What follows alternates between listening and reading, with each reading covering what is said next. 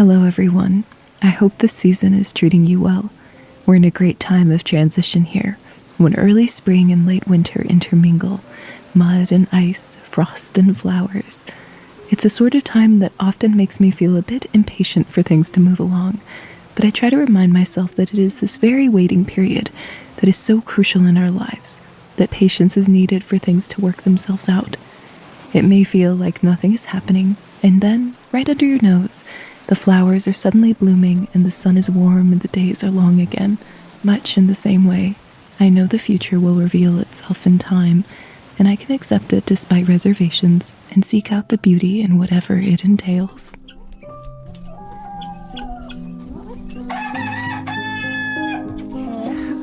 Taking this all, it's gonna be hard to.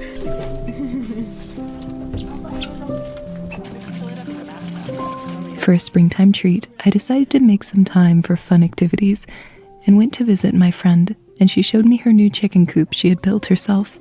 She sent me home with a beautiful collection of guinea and chicken eggs of all colors and sizes, which I had to put to good use, of course.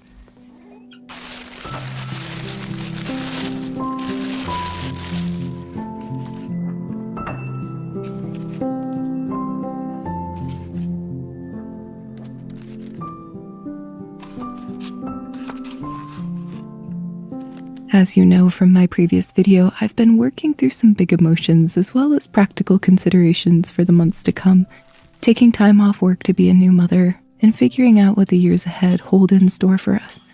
I couldn't help but look to nature for insight, seeing the way that all these plants, dormant throughout the winter, pop through the snow only to be eaten up by hungry critters fresh out of hibernation. As humans, we may take setbacks like this to heart and become overly cautious, afraid of everything that might go wrong if we allow ourselves to step into the unknown. I think our complex minds can work against us sometimes. And yet, those plants that are nibbled away aren't bothered in the least. They just keep growing, putting what energy they have into life, because for them, there is no point to existing if you can't grow. It's an absolute must.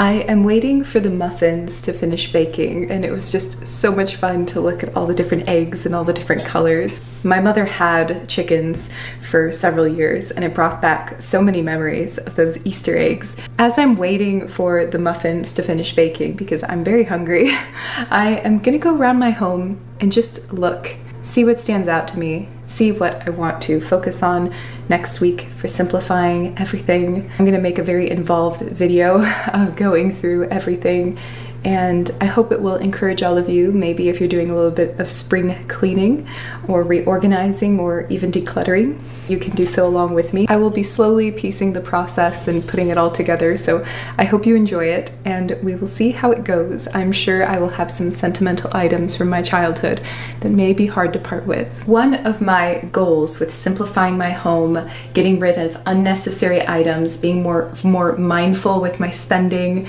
overall, is to make room and make space in my mind for projects that I really want to get done. And one of them is making this door more attractive.